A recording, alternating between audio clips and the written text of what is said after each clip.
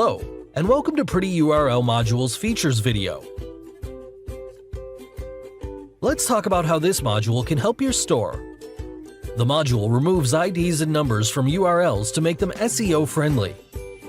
301 redirects old URLs to new URLs to avoid 404 errors. Provides a duplicate URL report.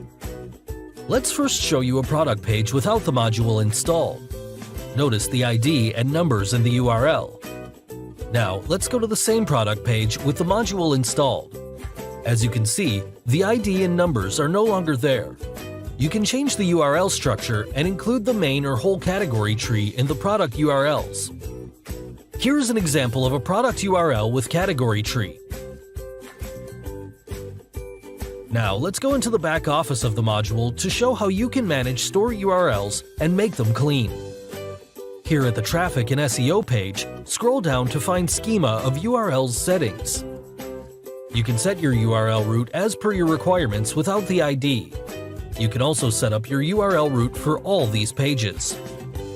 Thank you for watching our video. If you have any questions, please feel free to leave a comment or find us on social media.